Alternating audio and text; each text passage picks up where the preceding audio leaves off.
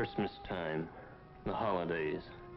Is this the way they end for me here in this place, a mental hospital they call it? That's a fancy name, that is, but I know a better. The bug house, a place where they'll lock you up and then throw away the key. And now they've got me, too. Me, Fred Clanton. Fred Clanton, Fred Clanton. Is that really my name? Oh, everything's so mixed up. These grounds, these buildings, they're all so dark. Everything's dark, even the sky. I'll never get out. That George, he's turned them all against me. Even Betty. They keep talking about me. Why won't they let me alone?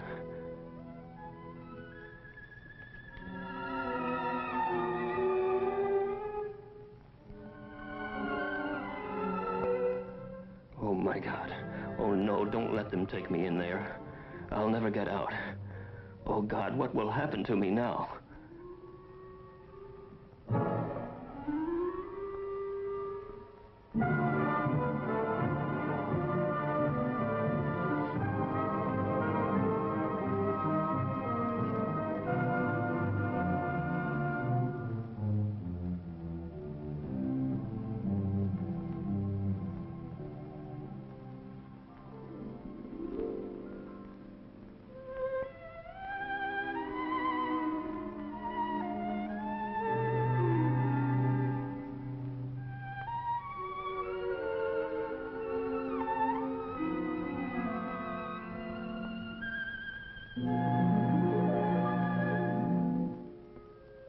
What will happen to Fred now?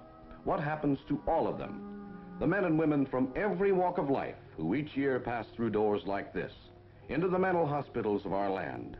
Here, in the story of Fred Clanton and the typical Oklahoma State Hospital to which he came, the spotlight focuses on these people.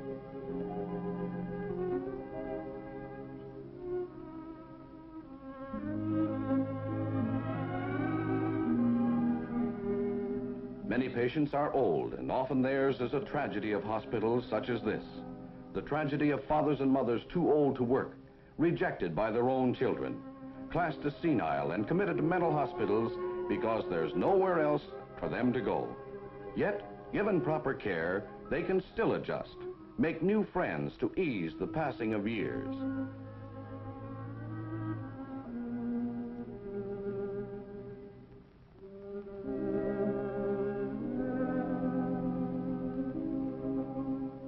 Some patients are disturbed, unable to care for themselves in normal life situations.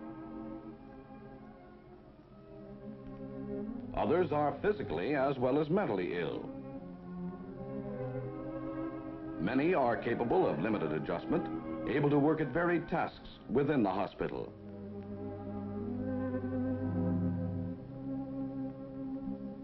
There's the veteran returned from years of service overseas. The farmer who had never set foot outside his home county till he came here. Deterioration, chronic conditions limit hope for some. Others may go home tomorrow.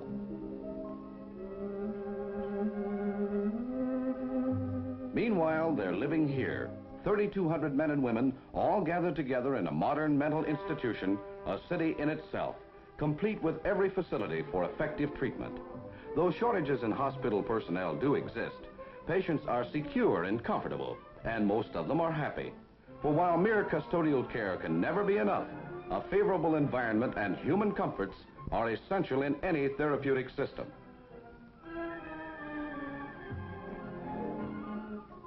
For most, meals are served cafeteria style. Food is plentiful and good, an investment in patient health. Just baking the bread for 3,000 people is a man-sized job. Above all, though, these kitchen chores offer patients work, the therapy of busy hands. The laundry, more chances for patients to focus on specific realities outside themselves. First step along the road that leads to recovery and release.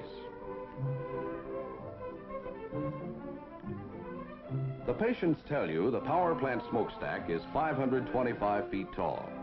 They seem to take a personal pride in it, maybe because power is so important here. The sick must have heat and light, there's water to be pumped, and food cooked, and laundry washed.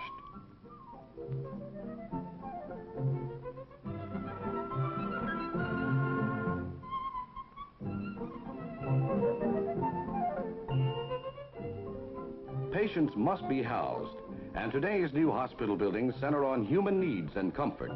Whether they provide living quarters or treatment facilities, whether they're for convalescents, older people, the tubercular, veterans, or occupational therapy, these modern structures are part of a long-range integrated plan to improve conditions for all who live within these grounds.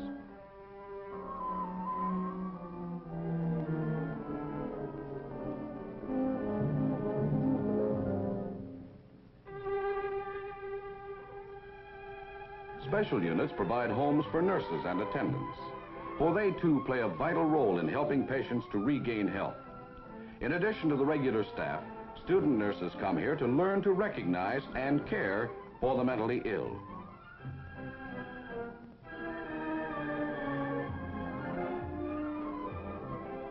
There are lakes for fishing.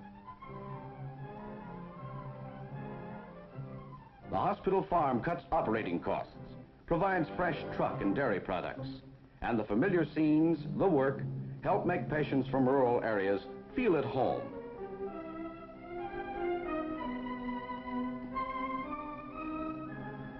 They come from all sorts of homes, these patients, all kinds of backgrounds. But somewhere along the line, life became too much for them.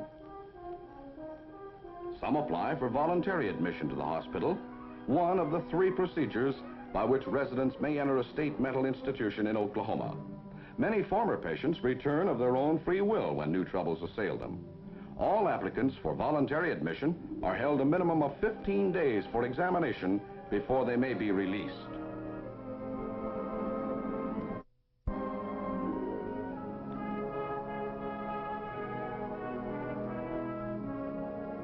Other patients are certified for admission by 2 competent medical examiners. This is the second method by which patients enter the hospital under the terms of Oklahoma's mental health law.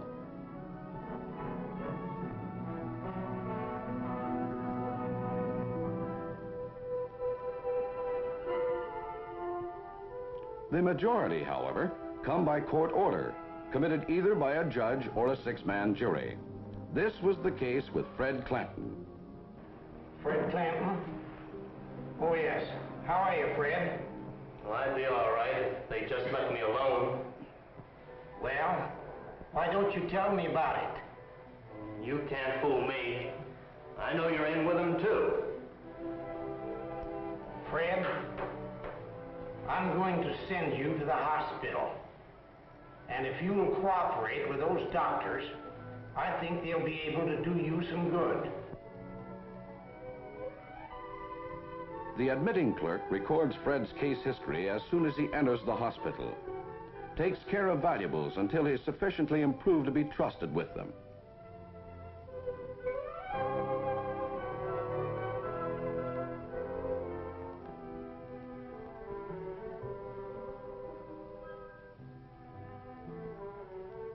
Escorted to the receiving ward by an attendant, he's bathed and outfitted.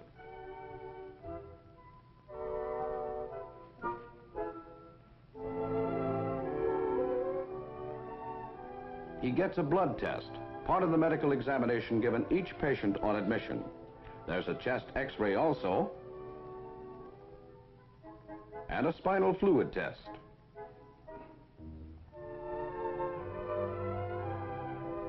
Finally comes a neuropsychiatric check, designed to bring out data related to the patient's mental disorder. They're turning my wife, you know, Betty, against me. They're taking up all her time. Why do you think they're doing you this way? Well, I've been working on this for years. They don't know it, but I'm on to them. You see, if they can just get Betty to team up with them, then they'll all try to get together.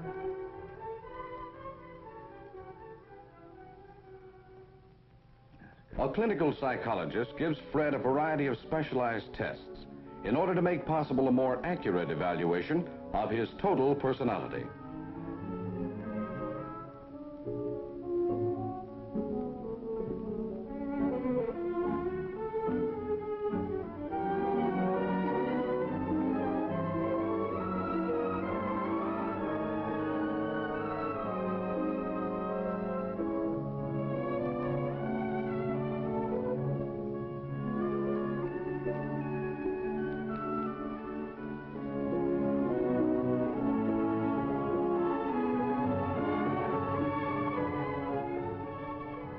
Following the examination and testing, an informal meeting of the hospital staff arrives at a tentative diagnosis of schizophrenia, paranoid type.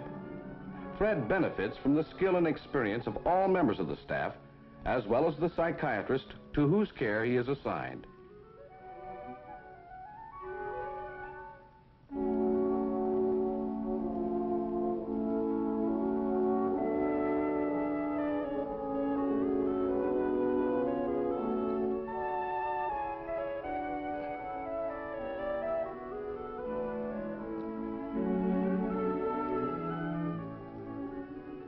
Diagnosis and staff approval completed, the patient is transferred to a treatment ward for therapy.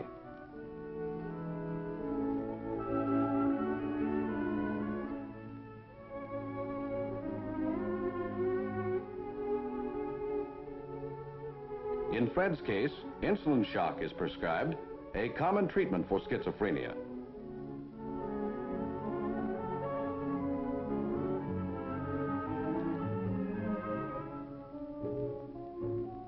Electroshock therapy may be recommended for other disorders.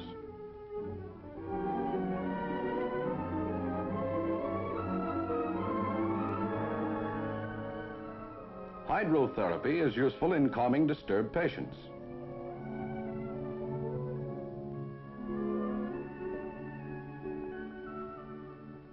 So are sedative packs.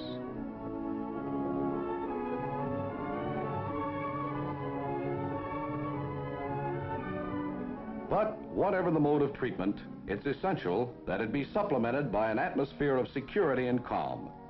The effective hospital must always serve as a refuge for its patients, a place where they can live quietly during that period of reorientation in which they learn how to achieve a better adjustment to the world outside.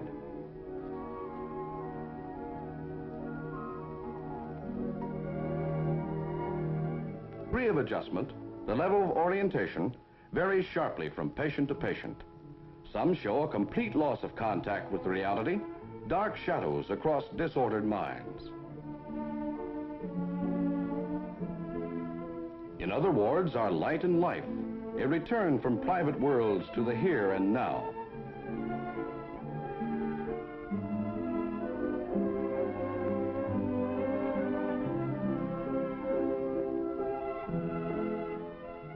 As patients improve, they are moved to wards in keeping with their condition. They're given the opportunity for contact with others who are also getting better, shown that their status as individuals is recognized, that no matter what their problem, there still is hope.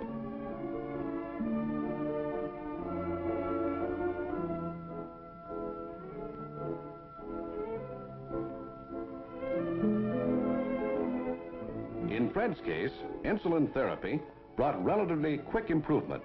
Close linked with it, helping further, was personal follow-up attention by the psychiatrist directing his treatment and care.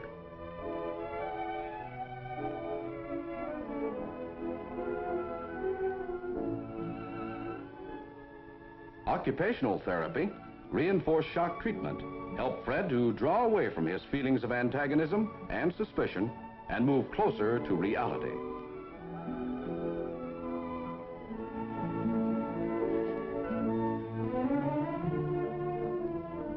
Boredom is always an enemy of the mentally ill. Now improving, Fred begins to take increasing interest in the wide variety of recreational facilities. Patients enjoy movies just as much as anyone. And a hot game of dominoes or pool or ping pong is always fun.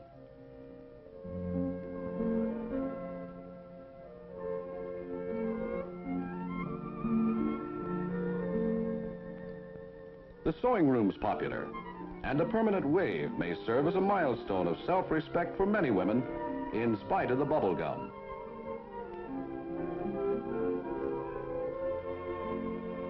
Books mean so much to so many. Improvement brings added privileges, a more normal life. What could be better than an afternoon softball game?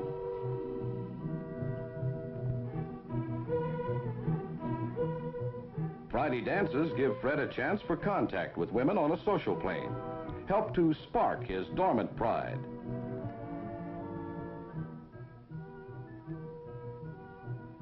Religious services in the chapel offer inspiration. Then there's the happy day when Fred is granted grounds privileges. Fine, Doctor. As a matter of fact, I feel like going back to work. Well, you'll have to stay around the hospital for a few days. Maybe we can find you something to do here. Oh. How would you like to help us out around the hospital here? I don't know whether there's much I can do or not. We have quite a few jobs that you might do. Mm-hmm. For example, you might work up at the dairy, you might help out in the garden, or you might work over in the cafeteria, or we might even be able to get you on the ground crew. Ground crew? Yes, sir. I'd like that a lot, I really would. Well, that's swell. You just report out there in the morning and everything will be all right. In the morning? Yes, sir. What a difference it makes. At last, Fred can be outside once more, working, enjoying the sun and the seasons. There are the days when visitors come, the chance to talk again with Betty, and George comes too. And now, somehow, he doesn't seem quite as bad as he did before.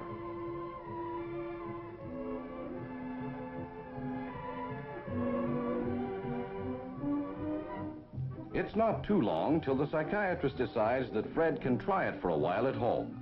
He talks with Betty and with George, helps them to understand that they too have vital roles to play in aiding Fred to adjust successfully to the world outside.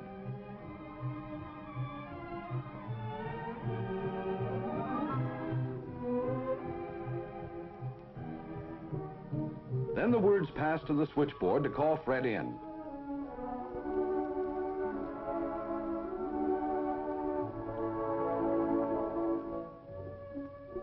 How well he looks.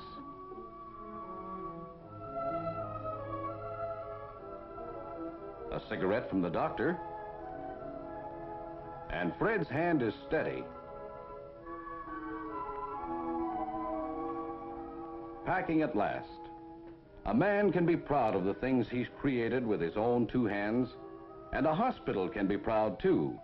Proud to see a patient face the world as a man again.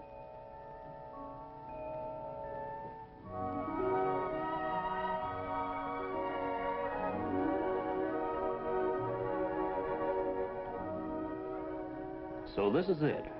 Today I'm going home. 6 months it's taken. If I'd come here sooner, I might have been out in 3. But all I could think about was fear. The way everyone was all against me. How much I hated George. How wrong I was. Or no, not wrong. Sick. And now that I'm well again, I can't help feeling just a little sad. The way you always do when you leave a place where you lived, learned, and grown. But I am well, and I know it. I'm able to face the world again. My own hometown. I suppose there'll be some folks who'll stare and talk and sneer. But no matter what they say or do, one thing I know. These people here, this place and time, have given my life back to me.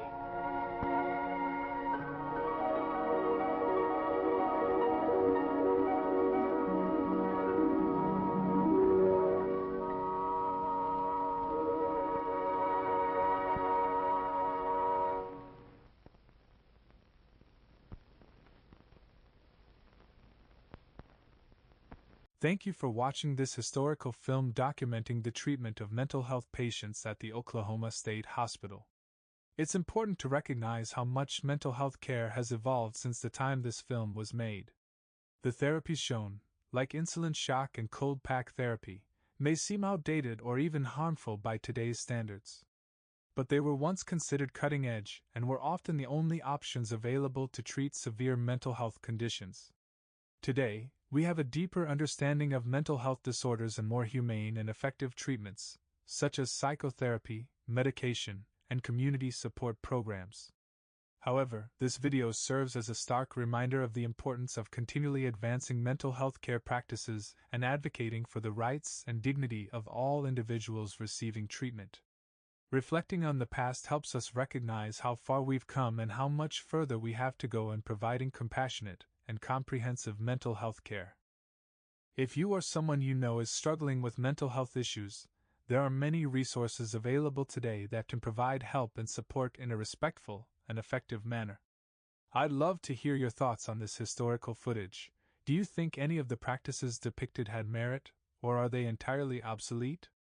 Leave a comment below, and let's have a thoughtful discussion about the evolution of mental health care. Thanks for watching, and don't forget to like, share, and subscribe for more content exploring the history and future of mental health treatment.